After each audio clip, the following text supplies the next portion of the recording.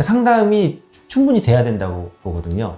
환자분들이 먼저 오게 되는 그 계기는 주변 친구 혹은 주변 사람들 들은 말들 등등 이런 것들을 통해서 이제 오게 되는데, 각자 내 눈에 대한 내 케이스에 적합한 것들에 대해서는 파악이 아직 안 돼 있어요. 그래서 그거를 아는 시간이 반드시 필요하고, 그러려면 충분한 상담이 선행이 돼야 만족스러운 결과를 하는 수술 방법을 선택하고, 그래야 만족을 하고 하게 되거든요. 그래서 환자분들이 원하는 부분, 니즈를 파악을 해서 그거에 대해 맞는 수술을 권해드리고, 그거에 대해서 최대한 맞춰드리는 게 윤성형을 잘한다라는 말을 들을 수 있지 않을까 싶습니다.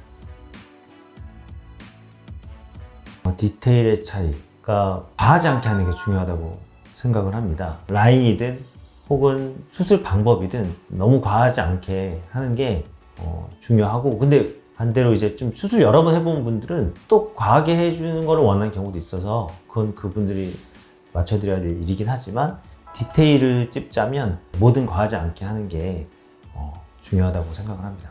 그러니까 저도 사실 그 디테일이라는 단어를 듣고 뭐가 디테일일까라는 생각을 했는데, 처진 피부를 예를 들어서 잘라내는 그 양의 정도, 혹은 쌍꺼풀 라인이 어디서부터 어디까지 뻗어나가는 그 정도, 그런 것들이 이제 디테일이 될 수도 있고, 또 한 가지는 눈매 교정도, 눈매 교정 정도를 세게 하느냐 덜 하느냐, 마치 제 생각에는 음식에 간을 맞추는 것 같은데, 그런 것을 너무 짜지도 싱겁지도 않게 해야 되는 게 맞다고 생각을 하거든요. 저도 이제 초창기 때는 좀 뭔가 두려우니까 좀 너무 자연스럽게, 즉 싱겁게만 했단 말이죠. 근데 그게 시간이 가니까 그걸로 인한 불만족도 들어올 수가 있고, 저도 경험이 있고.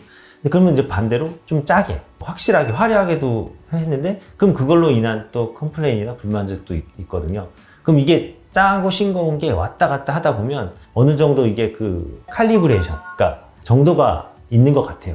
제 생각엔 그래서 지금 너무 싱겁고 짜지도 않은 어느 정도 적당히가 나온 것 같은 게, 저도 사실 이 경험 저 경험을 다 겪다 보니 현재로서는 이런 상태에 이르게 된 것 같습니다. 그게 디테일이라고 생각을 합니다.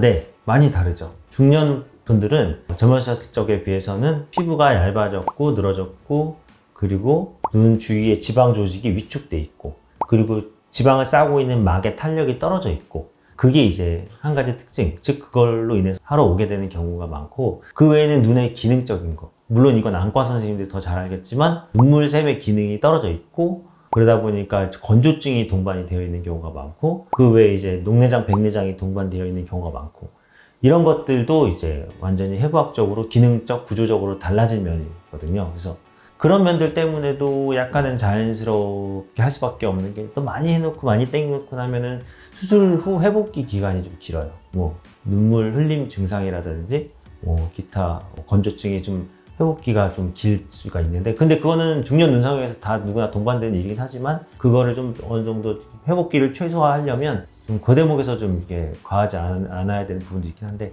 완전 젊은 분과 중년 눈상의 다른 점은 그런 식으로 해부학적으로 다르고, 또 눈의 기능조차 많이 떨어져 있기 때문에 그런 부분을 고려해서 접근을 하고 수술 방법을 정하고 수술을 진행하고 해야 맞다고 봅니다.